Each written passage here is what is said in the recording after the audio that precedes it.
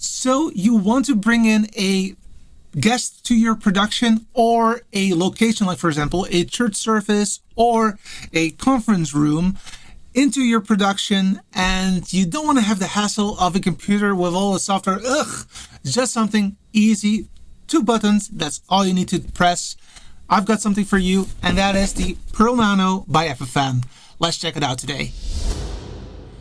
The Pearl Nano can actually stream directly to Facebook, YouTube via RTMP and RTMPS, but it also can handle streams with the Apple format, HLS, and also SRT, Secure Reliable Transport. And the latter is actually the one that I'm really interested in, because that is what will actively make sure that once it comes into your production, it's actually not that old. The signal is not like 10-15 seconds old, it's just maybe sub-second old, which is really possible with SRT.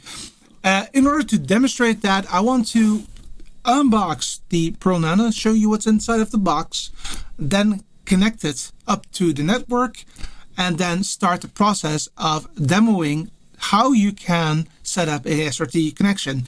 To make it a bit more interesting for you to know what I'm going to do and to be able to follow it, this is basically the way that we're going to do. First and foremost, of course, we're going to unpack the Pearl Nano.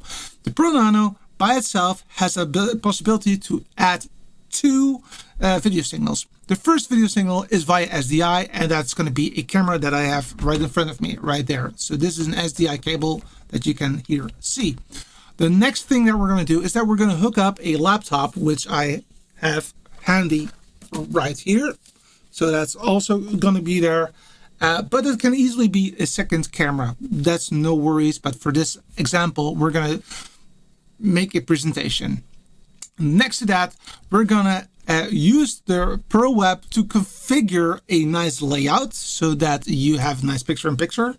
And also what we're going to do is that we're going to use that same Pearl Web interface to configure a SRT listener. SRT has a caller and a listener, and a third option, which is rendezvous, which is in between. It's not that easy. So to make it easier on yourself, we have a listener, we have a caller. So this one, the Pearl Nano, will listen for the request to send out the video signal to, well, my computer that runs vMix as a caller.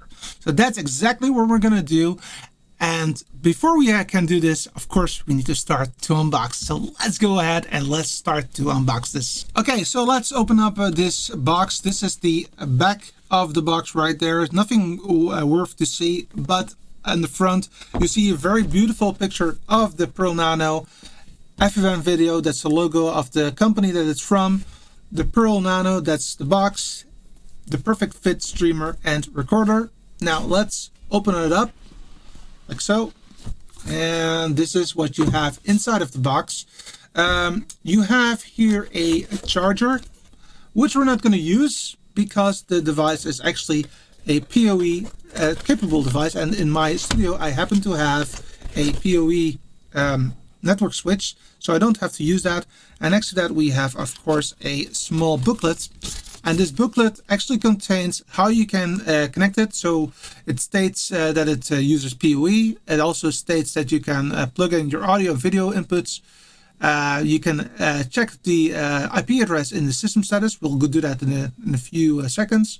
And next to that, you can then log on and use the default password admin without a, username admin and password, which is empty. You can also format your SD card and put it in. We're not going to do that because we're not really going to record anything, but that is possible on the device itself. And we can also register it. Now, this is provided to me on Lens. So thank you so much to Q Support for make sure that I have this device. They have not seen this video up front, nor am I having any obligation to be very positive about the product or negative in any sense. So that's basically what I want to say there. This is the product right here, and as you can see, this is the front. It has a headphone jack so that you can monitor your audio. It has an SD card reader and writer so that you can record your your program. You see a small LCD display with buttons to navigate the menus. You see a dedicated record button and then dedicated stream button. And actually these two buttons are for me one of the reasons why I want to consider this product for my business. So that's why I have it. Next to that, on the bottom, you see that you can actually add a M2 drive as for storage. So you don't have to use the SD card, but you can actually have local storage via this. And I can also already tell you that it's possible to have an FTP connection with the box so that you can automatically upload the recordings after the fact, so that you don't have to go to this box to get it out of it. This is really beautiful. I love that greenish finish right there. I mean, they actually did a great job to make this a beautiful box. Of course, that's not really important, but it is there nevertheless. And this is the back of the box. And as you can see, it has a power connector, which we're not going to use. It actually has a USB environment. You can add a external drive to that, but also a audio microphone, for example, the Yeti. You can use that right here, and it will actually work quite great. Then you've got the possibility for an HDMI out. You can actually assign what you want to have on this HDMI output, either the program out or only the presentation, so that you can provide that to another place. Then, of course, network, because otherwise you cannot really stream. SDI in, well, that's for your camera, for example, and you've got HDMI in and then a loop through. For example, this can be your presentation that you put in right here, and then loop through to the to a monitor that's on location, so that people can actually follow what you are talking about. So you don't need to have an additional product for that.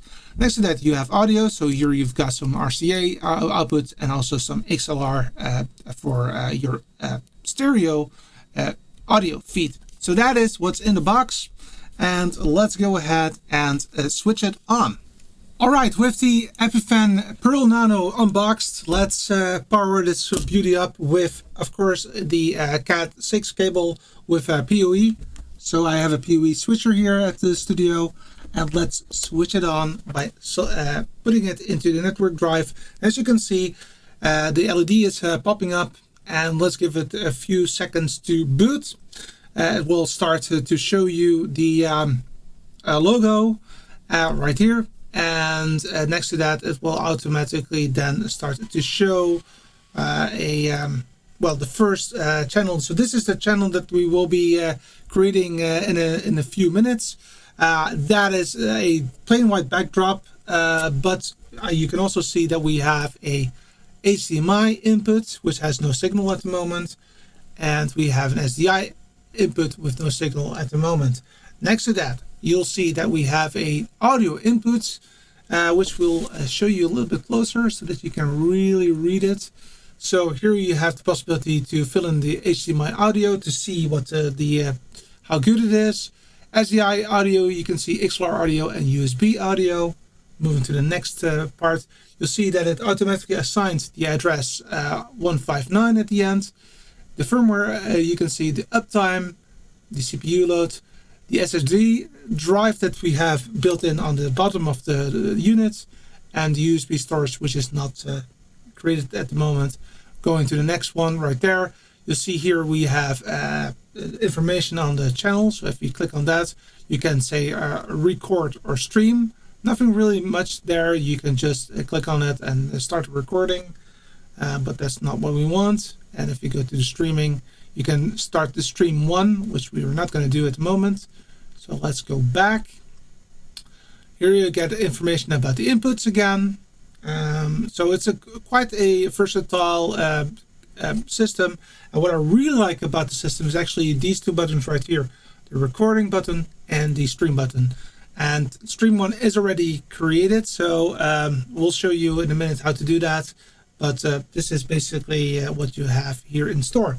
Let's go back to the SDI channel. And let's hook up a SDI cable. So here you've got the SDI cable of the camera. That's actually at the back of the unit. So let's switch that on. And as you can see, that is now connected right there. And then I'll open up my laptop and also make sure that I can also connect that one right there. And let's put it right here. There you go. So now let's see if the HDMI port is also enabled. And indeed, that's that. So yeah, basically I have to log on, which I'm not going to do, but that is that. So that is 1920 at 1080, so HD at 60 frames per second. And this one is at 50 frames per second. So you can mix some resolutions, some frame rates right there. That is no problem for the device. Now let's go back to the first one. So this is still a white empty slate. So let's go on to the web interface and make this a picture-in-picture. To change the layout, we have to log on to the web site.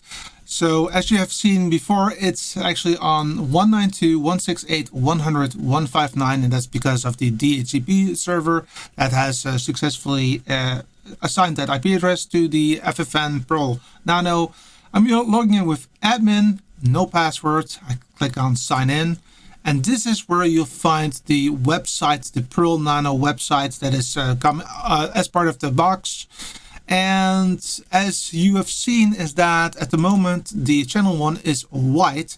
So let's go ahead to that channel 1 right here. And you'll see the same channel run right here on the right hand side. Clicking on that will show you a white screen right here. So let's go ahead and go to layout. So here is that you can change the layout, but before you do that, and this is really important because I actually had quite a bit of a challenge when preparing for this video. It took me 2 hours to figure it out, but if you click on encoding, please make yourself, make it easier for yourself by deselecting this one, use current signal resolution, deselect that, and then navigate to, for example, HD 1920 by 1080. Click on that and then hit apply. That by itself will lead into less issues when establishing a good layout.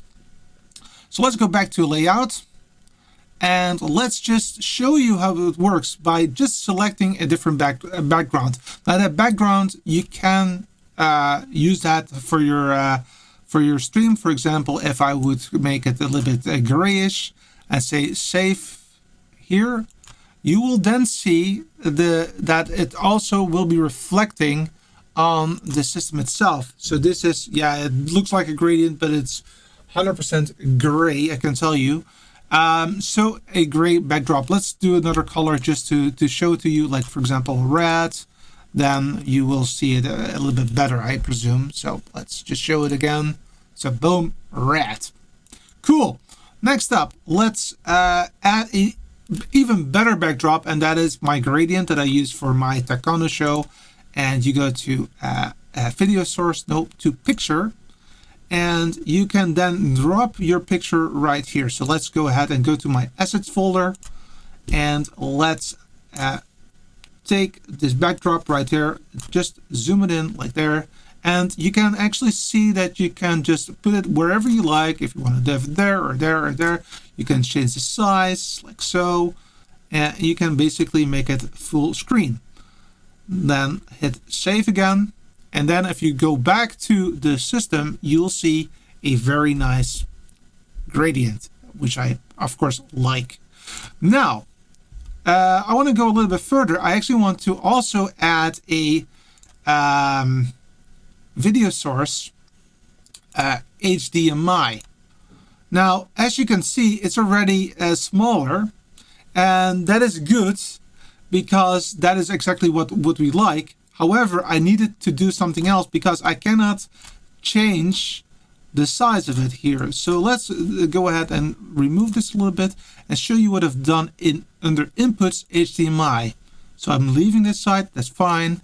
I actually changed the under frame grabber settings, the scale from 1080 to, for example, 720. Let's make it a little bit bigger. Save it. And then, yeah, it takes a little bit of time to be assigned there. And then if I go back to channel 1, and let's go to layout and say add new video source, HDMI, you see that it's now a little bit bigger. So I really want to have my presentation as big as I can get, like so. And of course I can also crop that, but not, of course, not the presentation. So I'm now going to save it. And once I hit save, you will see it popping up right there. Boom. Do you see that? It's literally a few seconds later, it's on the device itself. Now let's go back and add the SDI cable that is now pointing to the back of the unit, but that can be, for example, your presentation. So let's add that video source, click on SDI, and then here you have the video source. Now I'm only interested in the center of this video feed, so I am gonna crop this video and I'm gonna make it a little bit portrait mode. And let's just say that I'm focusing on the center of the video, and then I'm gonna click it, and now I have a nice video of the presenter right there, and maybe a little bit more to the left, like so, and then hit save. And if I go back to the screen, you will now see that it is actually working, and you can also see that the video is also working right there. So this is the way that you can set up a nice layout if you'd like to have a presentation set up. Of course, you don't have to do that. You can also just use the SDI if you want to have a person coming into the stream, but this is definitely something that is possible. Now let's go ahead and go to streaming, because we want to stream this to my vMix production. So in order to do that, let's set up a new stream right here. And I want to do a SRT push. That's what I want to do in this video. Of course, we will talk about other possibilities in a later video, but for now, SRT push. And I want it to act as a listener, like I said at the start of this video. And then it listens on port 14002. I'm going to copy this port because I need that, like so. And I'll leave it as is. I say apply. And I'm going to say start. So it starts with listening to a video. And actually, if you look at on the system itself, this button just turned blue, which means that it's listening. If I switch it off, it will actually also stop here. So it's now not started. If I switch it on again on the device itself, it will automatically start listening like I show you right now. Cool. So now that is done, we can now go into vMix and show what it looks like. Okay, so we're in my vMix project, as you can see right now, and we will be now establishing connection with this product right here, the Pearl Nano. And the way that we do that is by navigating to Add Input, navigate to Stream SRT, and I already pre-filled it here, so let's click on that. The stream type is SRT Caller, so we are initializing the connection. The host name is 192.168.100.159, which is assigned by DHCP server, and the port is assigned via the Pearl Nano itself, 14002. Latency is 200 milliseconds. That is the default, but I do doubt that that is needed, but I'll leave it as is for now. And let's connect to it. And typically that takes about 5 seconds, but in this case it is really immediately there. So now we have the connection going right there, which is brilliant. I just said something about the latency. We can verify that, what the latency is, by clicking on this button right there below, clicking on that, navigating to SRT and checking the RTT milliseconds, and that should be like a 00 or 1 millisecond because it's internal. So 200 milliseconds is way enough for this connection to pass through. So there we have it. That is what we have done for this video. We have actually connected an SRT unit to a vMix production, which is going very well, very easily. If you like this kind of content, please go ahead and subscribe to this channel and get notified for future content. And about future content, what I'm going to do is that I'm going to create a separate video where I'm going to compare the Blackmagic Web Presenter, the Livia Solo, and the Pearl Nano with each other, because all three of them are streaming encoders, but they're not really the same, and we're going to talk about what the differences are and what the use cases are for each and every one. And I think that's also very important to look at that, because Pearl Nano does way more than I have time for in this video. Thank you so much for watching. I'll see you in the next one. Bye bye.